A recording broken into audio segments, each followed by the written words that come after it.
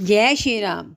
दोस्तों, आपका पूनम भक्ति ज्ञान चैनल में बहुत बहुत स्वागत है। दोस्तों, आज मैं आपको बैसाख मास के 26 के अध्याय में बारे बता रही हूँ। बैसाख मास के 26वें अध्याय में आया है, श्रुति देव जी कहने लगे कि शंख ऋषि और व्याध उसको इस प्रकार देखकर बड़े विस्मय से पूछने लगे कि तुम कौन हो, किस पाप से इस जोनी को प्राप्त हुए हो, अब किस शुभ कर्म से तुम्हारी बुद्धि शुद्ध हुई है। शंख के इस प्रकार पूछने पर पृथ्वी पर दंडवत गिरकर सिर झुकाया और हाथ जोड़ कहने लगे कि मैं कुसिद मुनि का पुत्र रोचन नाम वाला प्रयागराज का ब्राह्मण था। आसन, शयन, निंद्रा, लोकचार्या, ब्याज लेना यही मेरा काम था। मेरी किसी के प्रति श्रद्धा नहीं थी। इसी समय भगवान के प्रिय बैसाख मास में एक ब्राह्मण वहां आया। उस क्षेत्र में रहने वाले बहुत से हजारों स्त्री पुरुष उससे बैसाख मास की कथा सुनने लगे। सब लोग प्रातः काल स्नान कर मन लगाकर उसकी कथा सुनते थे। मैं केवल कौतुक देखने के लिए उस सभा में जाया करता था। मैं सिर पर पगड़ी बांध, पान चबाकर बड़े धम से वहां जाकर लोगों को इधर उधर की बातें करता और उनका मन कथा से हटाता था। उसी दोष कारण मेरी बुद्धि नष्ट हो गई।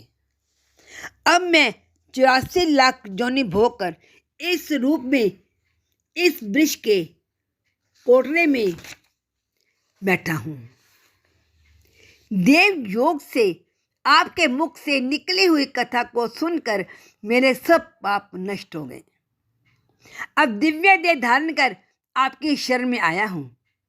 मैं नहीं जानता कि आप मेरे कौन से जन्म के बंधु हैं।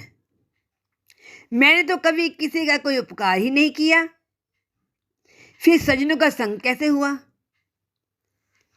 आप मुझे बताने की कृपा करें। शंख मुनि ने बड़े प्रेम से उसको उठाया। उनके स्पर्श से ही सब पाप नष्ट हो गए।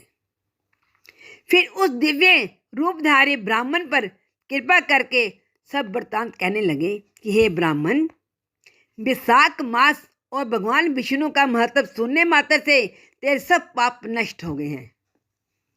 तू क्रम से अविवाहित लोगों को जाकर फिर दक्षिण देश में ब्राह्मण के घर जन्म लेगा और बेल शर्मा नाम से प्रसिद्ध होकर सब विद्याओं में निपुण होगा। प्रत्येक जन्म में तुझे जाति समृद्धि रहेगी। तुम संपूर्ण इच्छाओं को त्याग कर बैसाख मास विष्णु के प्रिय धर्म को करोगे। निष्प्रय, गुरु भक्त और जितेंद्री होकर उस जन्म में सदैव भगवान की कथा सुनने में तत्पर रहोगे और इस प्रकार सिद्धि को प्राप्त हो जाओगे और सब बंधनों से मुक्त होकर दुर्लभ मोक्ष पद को प्राप्त करोगे।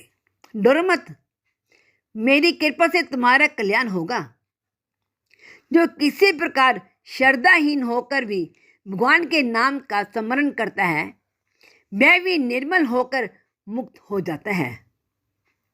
जो श्रद्धा पूर्वक जितेंद्रिय होकर सुनता है, फिर उनका तो कहना ही क्या है। भक्ति से अथवा द्वेष से भी कथा आदि कहते जा सुनते हैं अथवा भगवान की उपासना करते हैं, वे सभी मुक्त हो जाते हैं। भगवान के विन यश से अंकित जो अनेक नाम हैं, उन्हें साधु महात्मा सुनते हैं, गान करते हैं और मनन करते हैं। ऐसे भगवान की सेवा में ना कष्ट उठाना पड़ता है, ना धन खर्च करना पड़ता है। जिसके स्मरण मात्र से प्रकाश में धाम मिलता है, उस दयालु परमात्मा की शरण में हम जाते हैं। तुम भी उस नारायण की शरण में जाओ।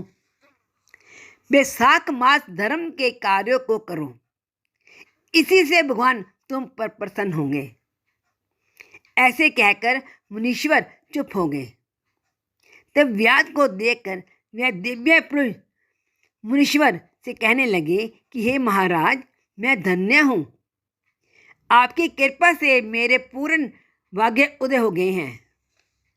आपने मुझ पर बड़ी कृपा की है, जिससे मेरी जे दुष्ट जोनी चली गई है। ऐसा कहकर मैं परिक्रमा कर आज्ञा ले स्वर्ग लोक को चले गए।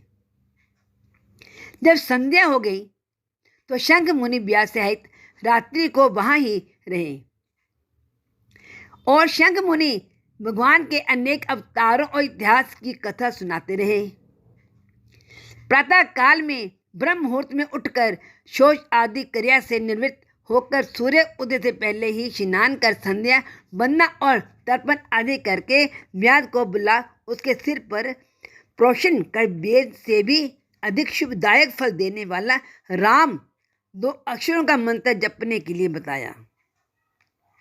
शंख कहने लगे कि हे व्याध, विष्णु का नाम अनेक पापों को दूर करने वाला है। इससे हे व्याध, तू निरंतर राम नाम का जाप करो। यह संसार के सब बंधनों को काटने वाला है।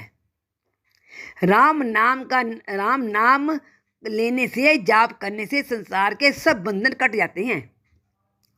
शुद्ध देव जी कहने लगे कि जूता दान करने से ही व्याध की कितनी दुर्लभ रिश्ता प्राप्त हुई है। जो कि इस पाप नाशक कथा को सुनेगा उसका संसार में फिर जन्म नहीं होगा। तो ये थी वैशाख मास में 26 अध्याय की कथा। जिन्हें सुनिए बहुत धन्यवाद। जो सभी सब्सक्राइब करें, लाइक करें, शेयर करें। जय श्री राम, जय श्री राम। स्वस्थ रहो, मस्त रहो।